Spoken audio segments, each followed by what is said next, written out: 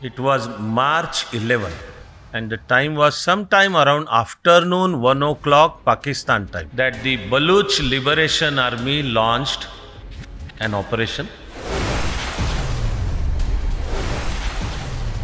and Jafar Express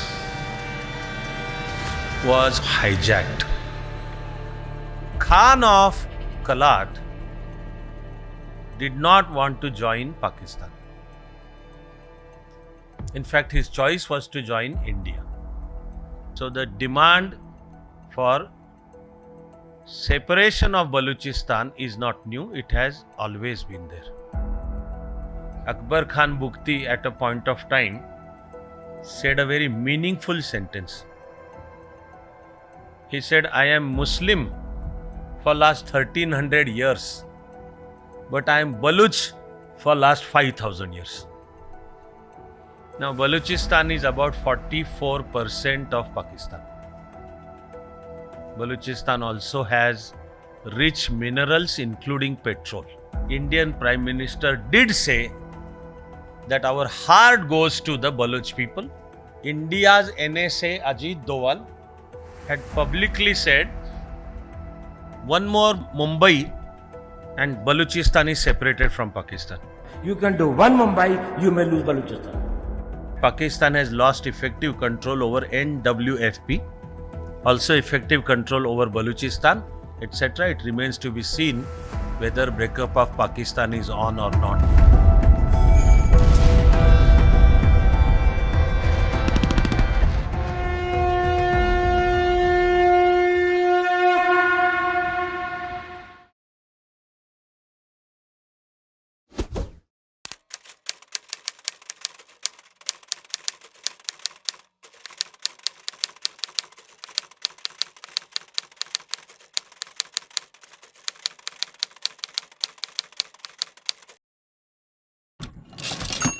Issue I am carefully picking up to spare time as much as is required is the Balochistan issue. It was March 11 and the time was sometime around afternoon 1 o'clock Pakistan time, which is geographically speaking half an hour before us.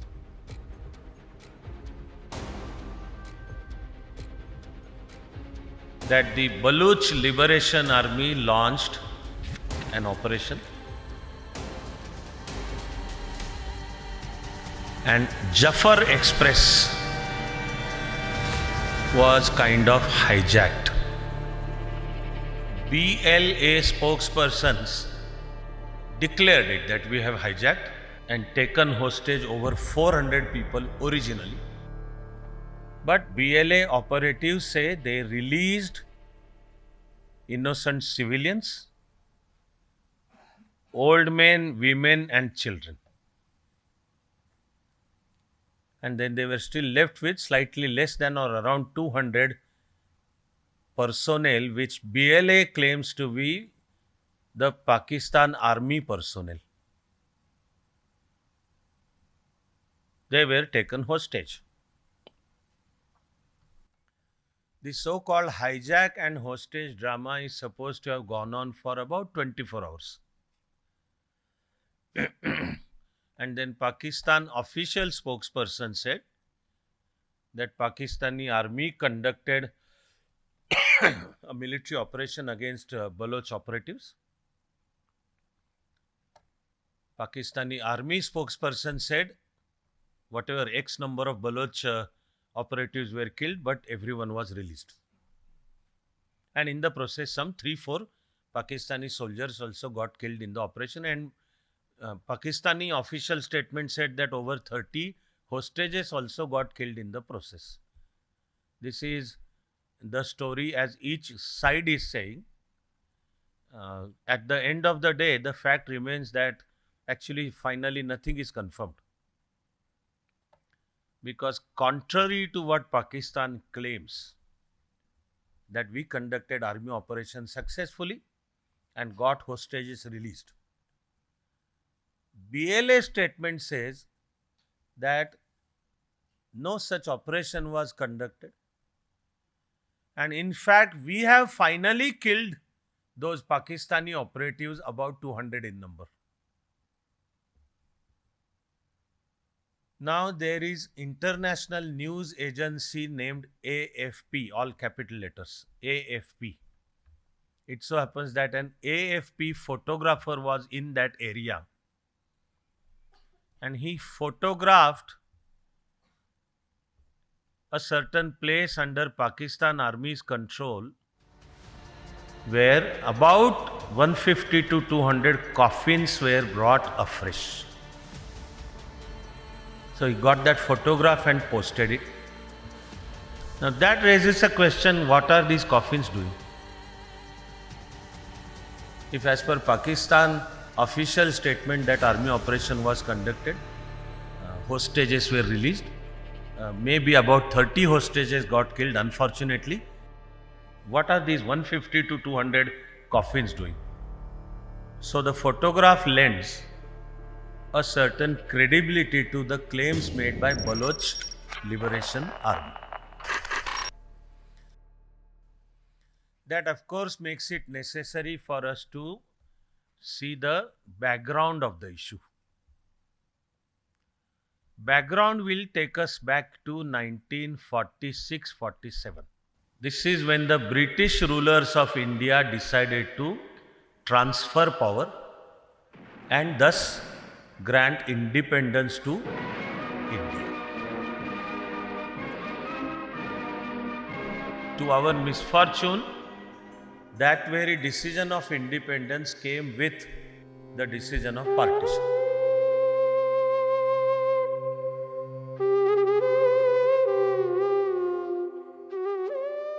And the original India Independence Bill presented and passed, therefore converted into an act in the British Parliament. It is India Independence Bill 1947. In the very first paragraph it says creating two dominions under the British Crown. So the constitutional fact as of 15th of August 1947 is India still was a dominion under the British Crown. So this was like some sort of a constitutional demand raised by the likes of Lokmanya Tilak around 1905. Now Lokmanya Tilak was abundantly clear, and so was British rulers, that whatever language Lokmanya Tilak was speaking, his aim is complete independence.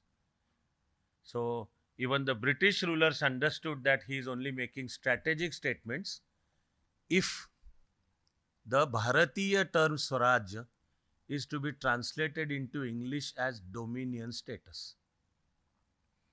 Later on, after his return from Mandale, Tilak is on record having said that we are asking the constitutional status same as like Canada, Australia, etc. So, okay.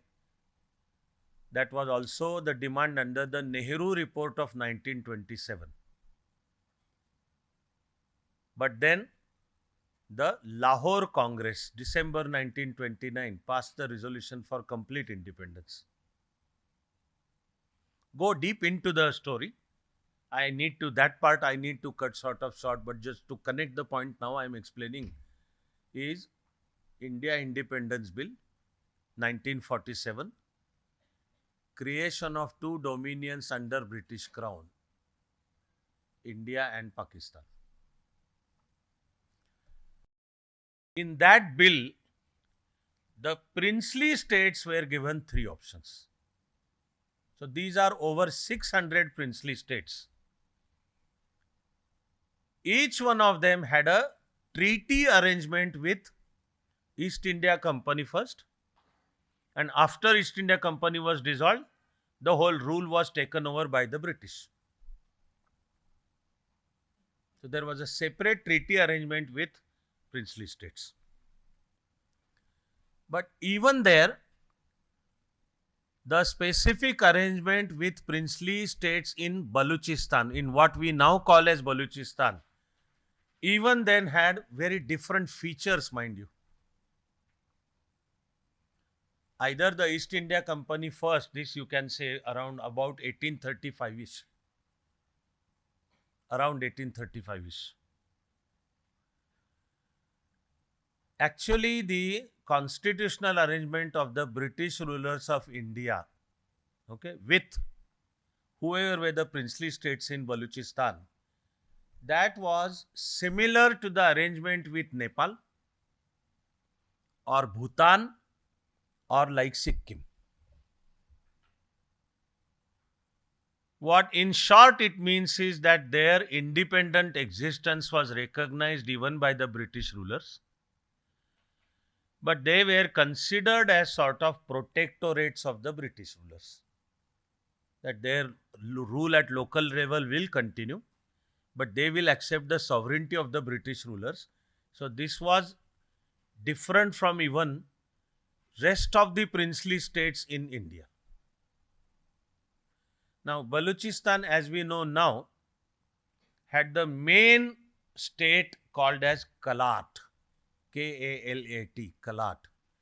And the ruler used to be called the Khan of Kalat.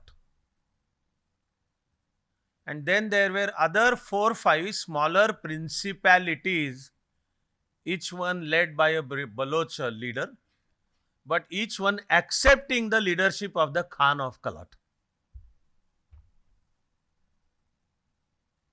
Then in 1947, this Khan was Akbar Khan Bugti, B-U-G-T-I, Akbar Khan Bugti. He had taken a stand that we don't want to join Pakistan. His stand was his choice was we want to join India. But whatever was the arrangement under that India Independence Bill, okay, the arrangement was you can join India or you can join Pakistan or you can stay independent. But if you wanted to join India or Pakistan, the principle of geographical contiguity came into play. That if you want to join whatever, India or Pakistan, you need to have some common geographical border with the newly created state that you are seeking to join. For example, the Nawab of Junagadh, as directed by his Prime Minister Shahnawaz Bhutto, declared that he is joining Pakistan. Technically speaking, he could declare so because that was the arrangement in India Independence Bill, and Junagadh had a direct border with Pakistan. Thankfully, the Junagadh people rose up in rebellion. Thankfully, Sardar Patel himself, along with many of his local colleagues, visited. I have narrated that story in 75 Soneri Pana, and we did not allow any nonsense. The ruler of Junagadh had to run away to Pakistan, and Junagadh was integrated with India. So also the whole issue of Kashmir, because it has borders with even Pakistan and India both. Let us not go into the quagmire called Kashmir right now. There is always some other session where we will go into fuller details. But on these lines, like for example, the Nizam of Hyderabad did not want to integrate with India. If he had his ways, he would have either liked to join Pakistan or create another Pakistan right in the midst of South Indian Peninsula. But again, thank God, Sardar Patel was still there. And thank God the police action was conducted on September 15, 16 and 17, 1948. This is how Hyderabad was integrated with India. So the Khan of Kalat did not want to join Pakistan. In fact, his choice was to join India. He had urged so. But technically speaking, there was no geographical contiguity. I want to say that it was all a matter of interpretation. I do want to say we could have I want to say we should have interpreted that geographical contiguity doesn't only mean uh, land border. So if we take ocean into consideration, of course there is connection, and therefore Balochistan is part of India. But somehow, in whatever was the way government of India then decided, that was not accepted. Then actually the Khan of Kalat had a treaty arrangement with Muhammad Ali Jinnah, who had appointed himself as the president of Pakistan. This treaty is dated August 10, 1947. Under that treaty, the Pakistan government then agreed that the same arrangement, same agreement that was there with the British, that will continue.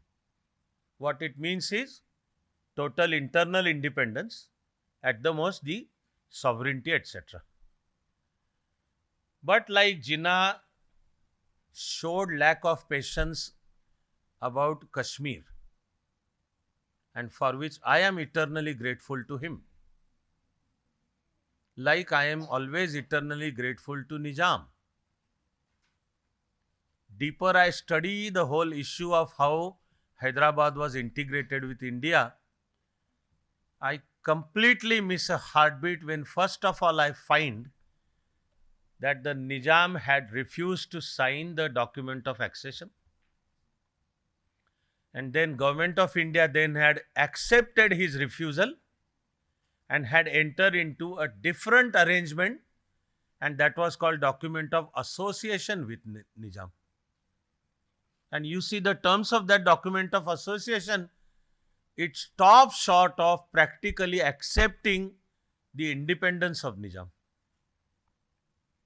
Had Nizam played his cards correctly, had he shown some little patience, okay, I miss a heartbeat thinking that there would be another Pakistan right in the midst of South Indian Peninsula. But I am, on behalf of India, that is Bharat, offering a vote of thanks to Nizam for showing immature impatience.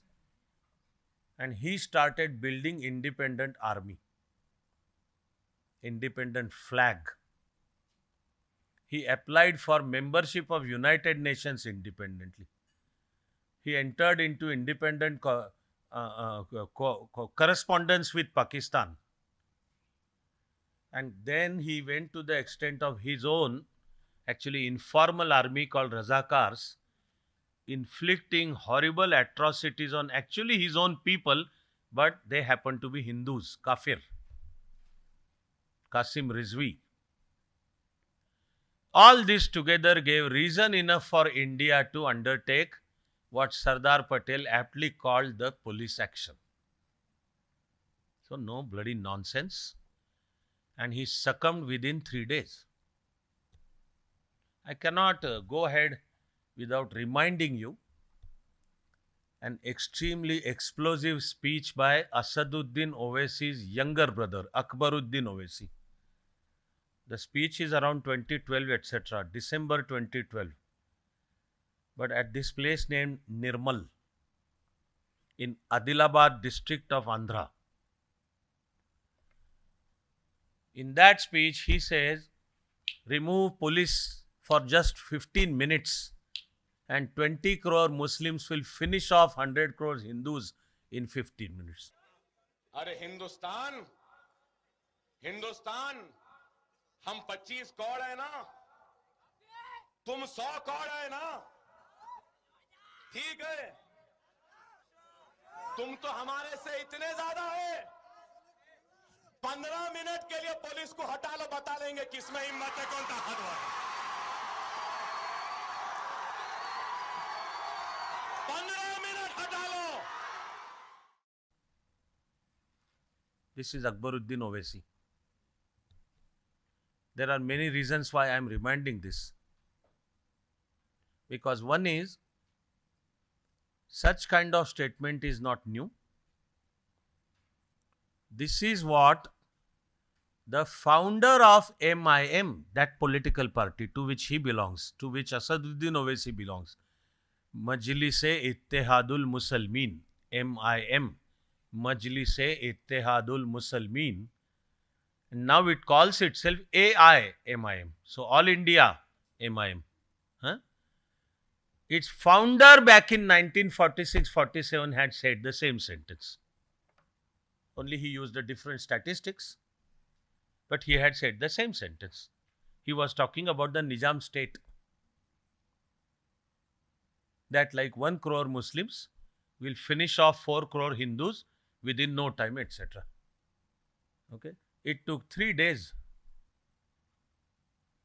for Nizam to stand in front of Sardar Patel like this. This is one of my most favorite photographs. But then, like Nizam showed impatience, so also Jinnah showed impatience. With Kashmir also, he was after integrating Kashmir with Pakistan. And he was offering all sorts of terms to Maharaja Hari Singh. But he showed impatience, sent army into Pakistan, called it, it's not army. The strategy was they were army in civilian dress called Mufti. And then Jinnah said, this is not Pakistani army, this is the rebellion of the local Muslims against oppressive Hindu rule. Okay? For 75 years, Pakistan has not been able to think of a better lie. They continue the same lie all 75 years. And their lie is, the bluff is always called. Similarly, Jinnah sent army into Balochistan and destroyed this treaty arrangement and integrated Balochistan with Pakistan. Akbar Khan Bukti never agreed to all this. So the demand for separation of Balochistan is not new, it has always been there. So the historical truth is, in the first place, Balochistan never wanted to integrate with Pakistan. Akbar Khan Bukti at a point of time said a very meaningful sentence. He said, I am Muslim for last 1300 years, but I am Baluch for last 5000 years. Because people known as Baluch are found in Vedas. The references are in Vedas also. The very language Baluch, from linguistic point of view, is considered a Sanskrit Udbhav or close to Sanskrit. While there also is another language spoken in that area, the language is called Bruhui. I don't know whether I'm pronouncing it correct, but the English spelling is Bruhui. That language is close to Tamil. And as you can say, archaeologists or Indologists, they say the oldest archaeological inhabitation is found at Mehergarh in Balochistan. And that goes back to 7000 BCE, before Common Era.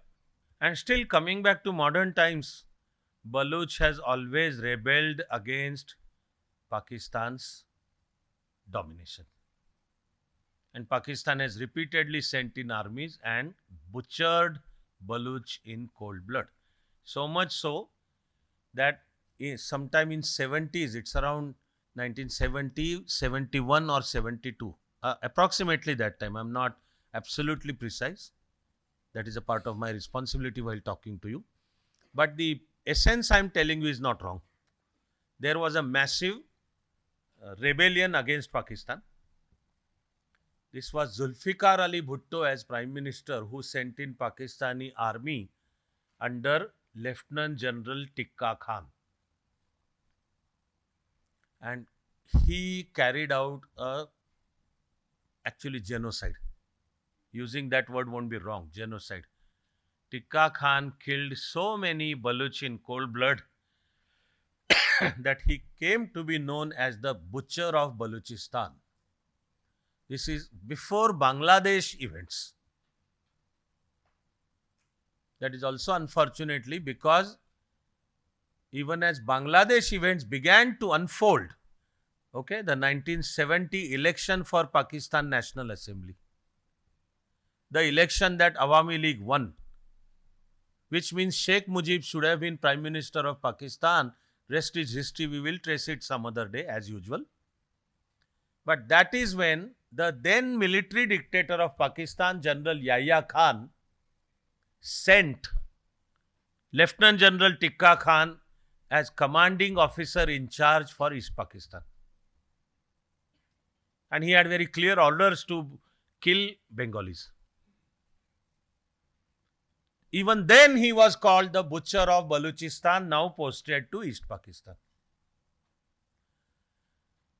Then there also is a time when Pakistani army invited Akbar Khan Bukti for discussion. And when he reached that tent that was set up, he was killed in cold blood. And then killing of innocent Baluch men, atrocities on Baluch women as Baluch women, mysteriously people vanishing, that has been going on in Balochistan for a long time. So much so that at least there are allegations that Pakistan got some Baluch operatives liquidated outside Balochistan. In recent case, there was a case of a Baluch lady in Canada. She was killed. And then there have been charges that actually it were Pakistani operatives who got her killed because from there she was raising voices for independence of Balochistan.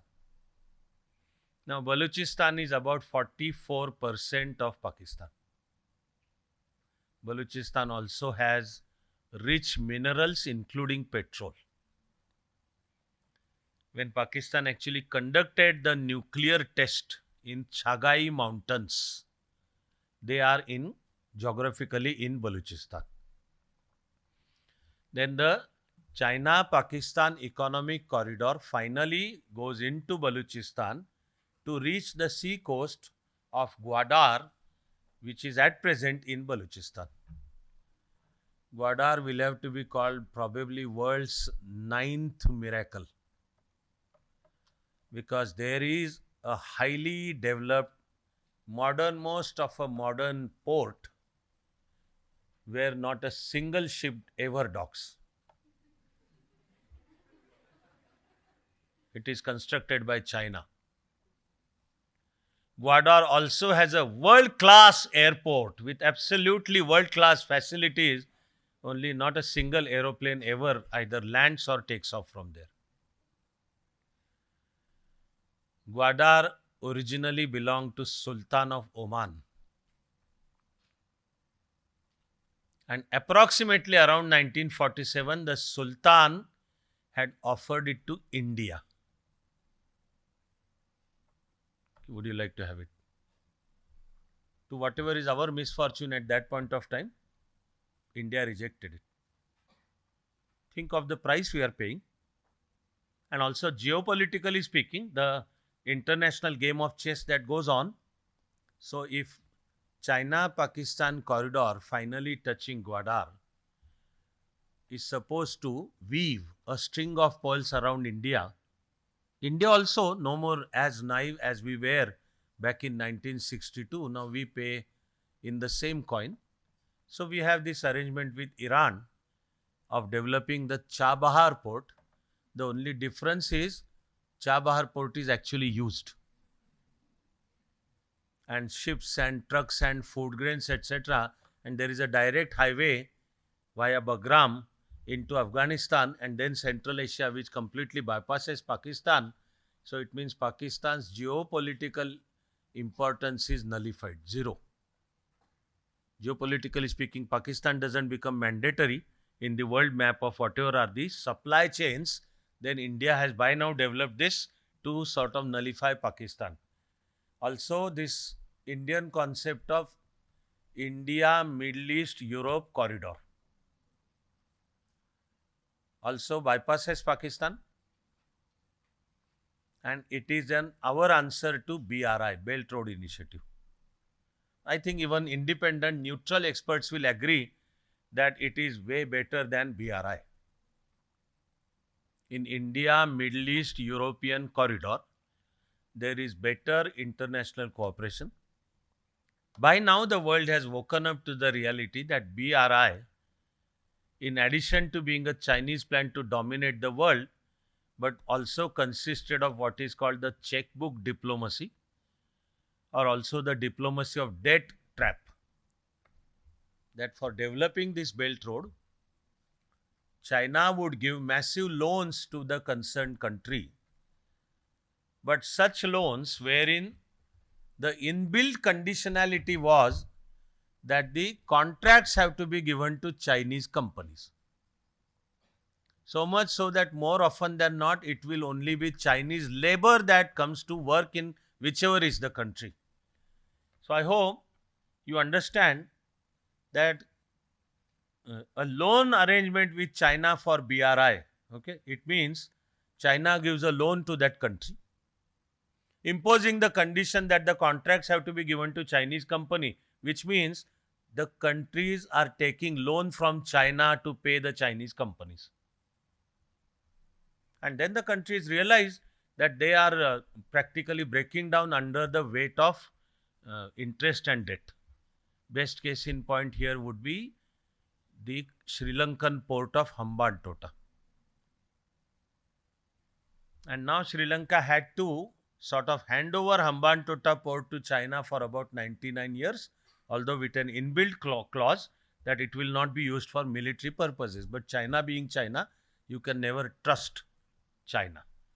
So Balochistan issue also is connected because of the China-Pakistan economic corridor from Xinjiang, also called East Turkestan, Chinese Turkestan, people called Uyghurs, and that historically famous, culturally important place of Kashgar.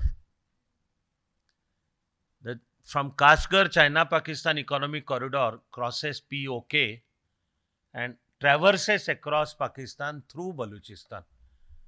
So if at all either Balochistan becomes independent or the Pakistani government, which means Pakistani army, loses effective control over Balochistan, then CPEC is gone bust. Then all Chinese plans become destroyed. As of now, in fairness, one has to say that there are contradictory and conflicting claims being made, which is where I will rest the case. That on one side, Pakistan claiming we have won, and on the other hand, Baluch Liberation Army saying Pakistan has lost effective control of Balochistan, and every day we have these incidents happening there in Balochistan where there are attacks against Pakistani army. Pakistan also seems confused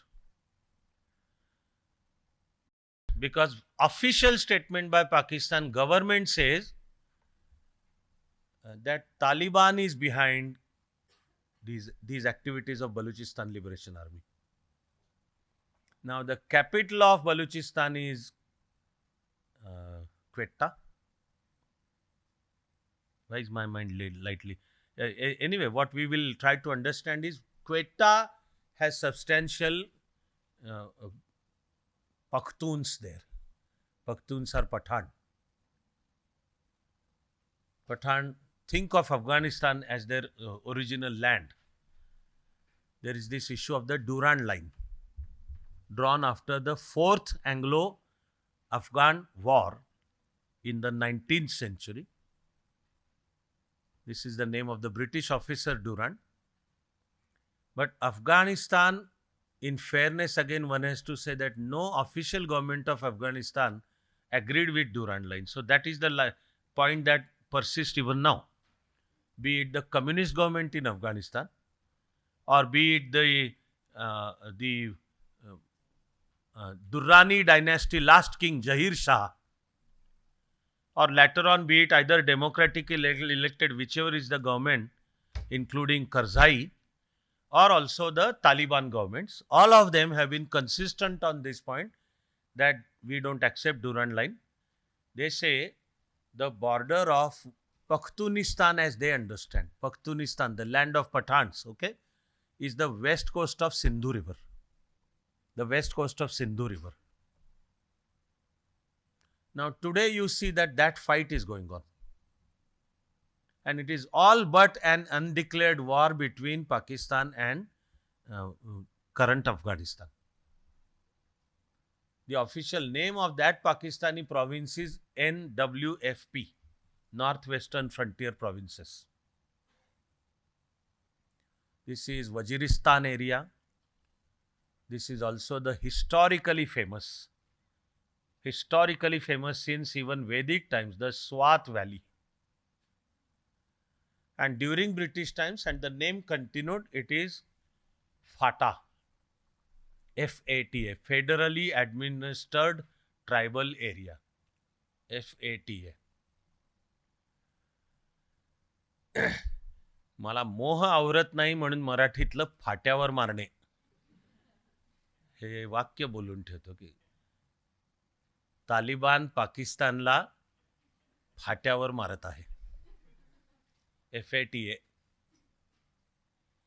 So there is practically a war going on there, which again it remains for everyone's interpretation, but some knowledgeable elements at least argue that Pakistan has lost effective control over NWFP, also effective control over Balochistan, etc. It remains to be seen whether breakup of Pakistan is on or not, etc. Now, Pakistani official government says Taliban is behind all Baluch activities.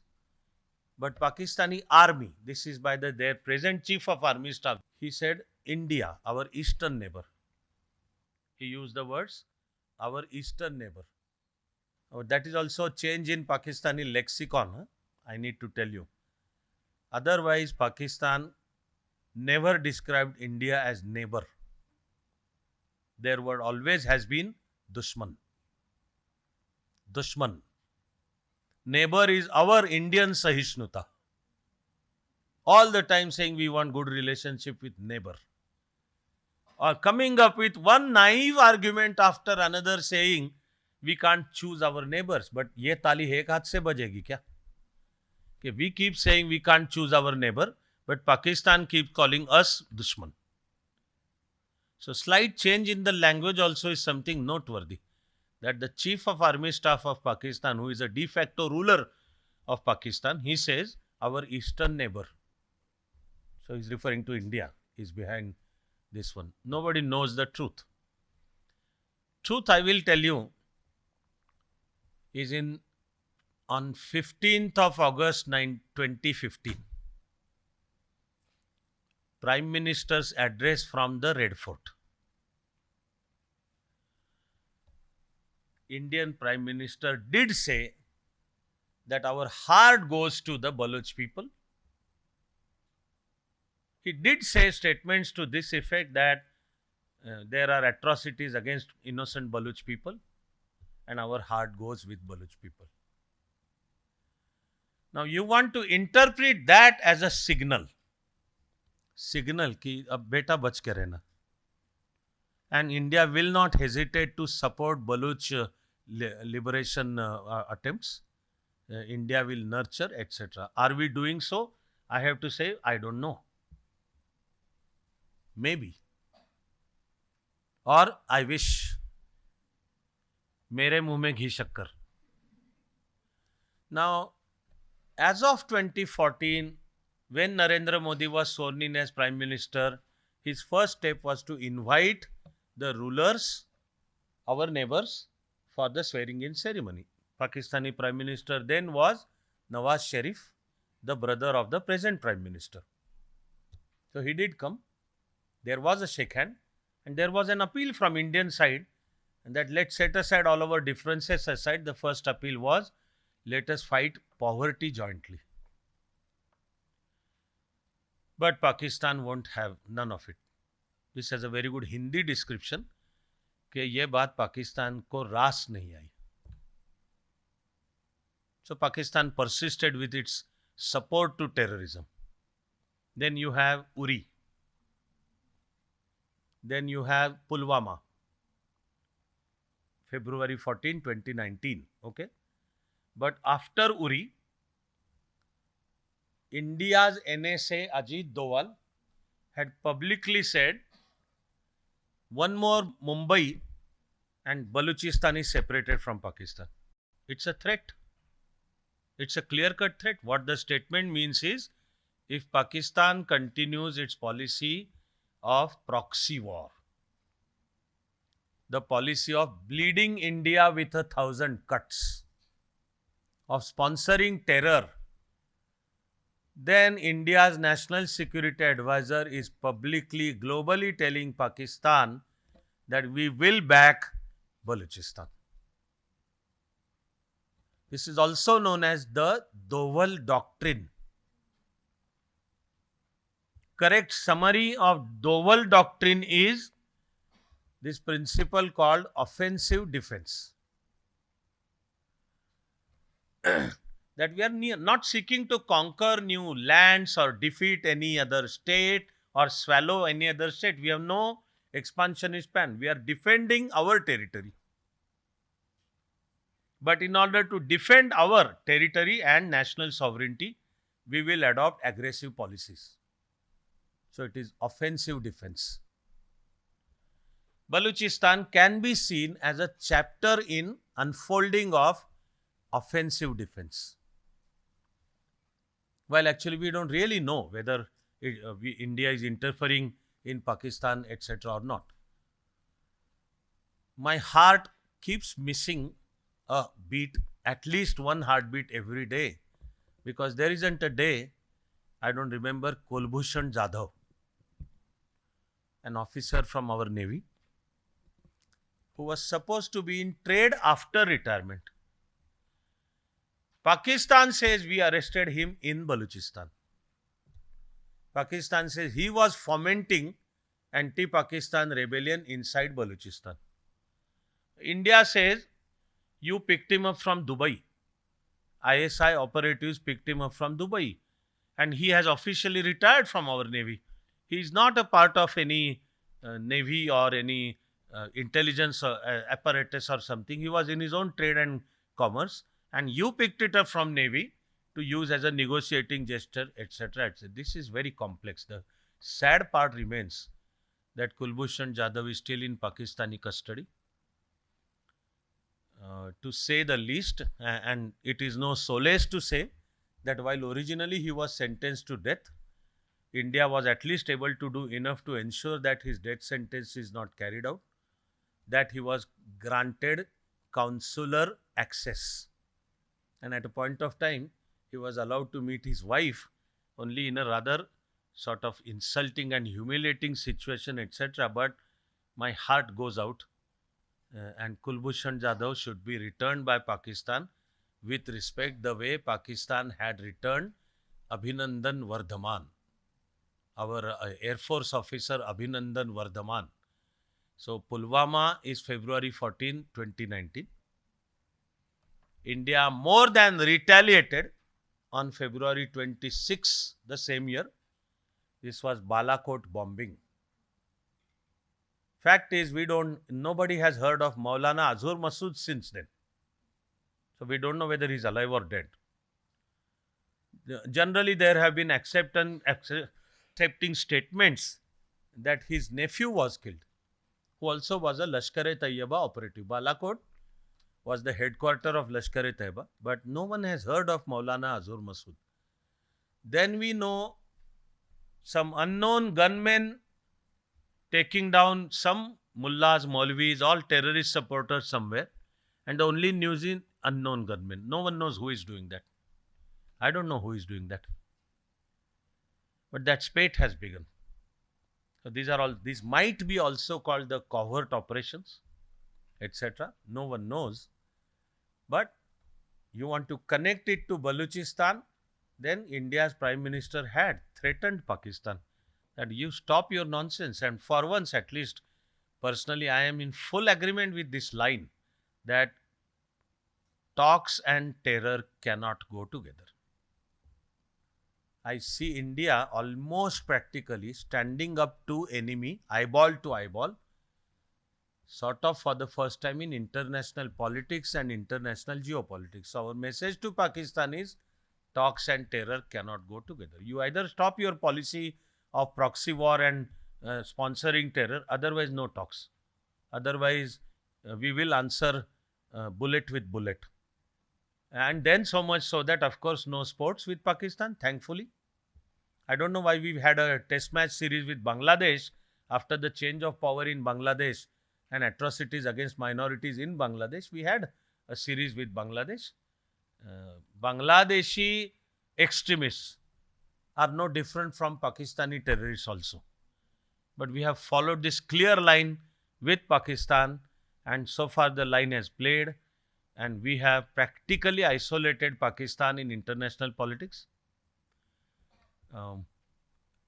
Rarely is a country that dares to stand by Pakistan at the cost of India, because the message is clear. You stand by Pakistan, you lose India. And it means it is a market of 140 crores. So you decide what you want to do. But China does.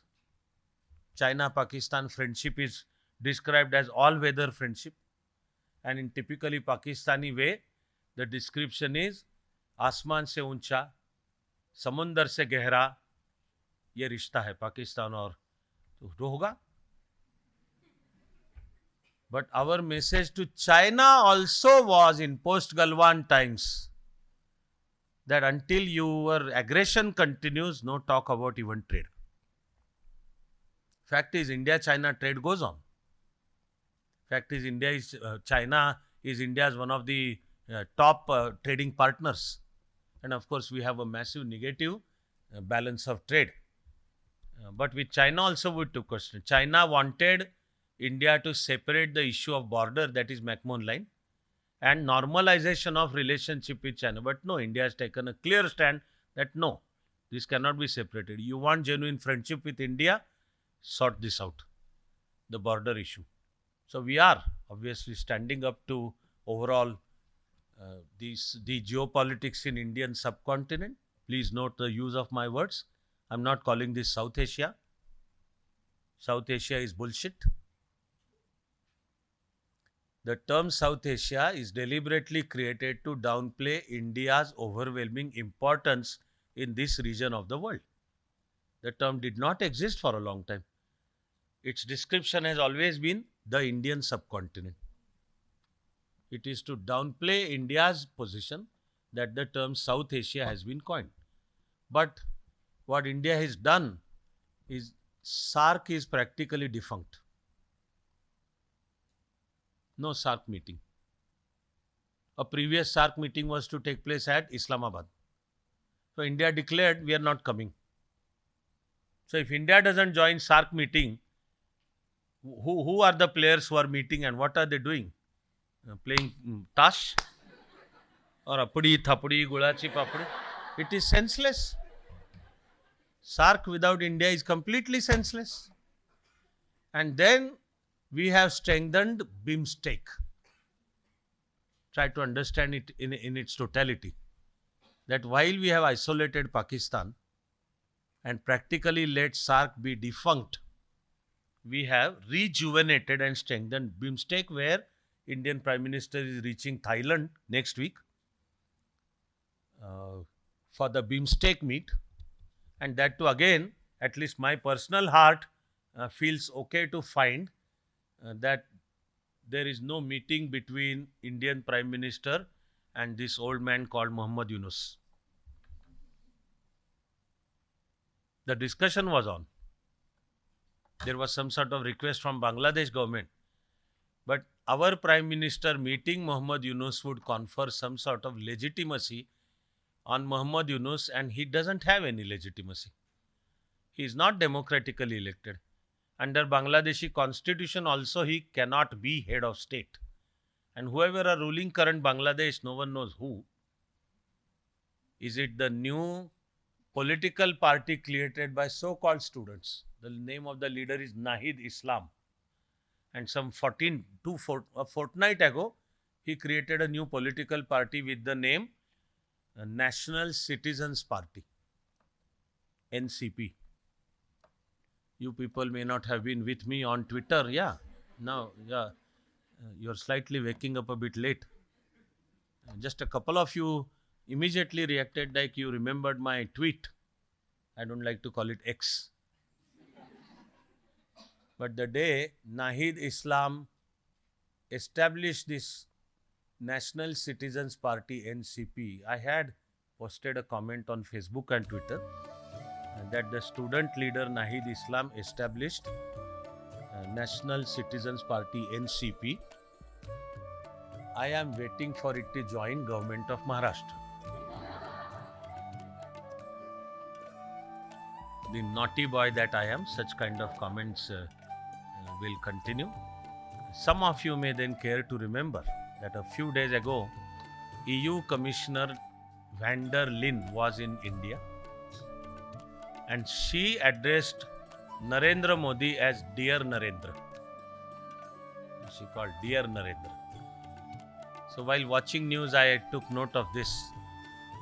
They are standing like here and she says, Dear Narendra. Then the comment I had posted was, van der Leyen called Indian Prime Minister as Dear Narendra. Well, Georgia Meloni won't appreciate. So much about Balochistan issue. As a part of our preparation, it remains to be seen how it unfolds.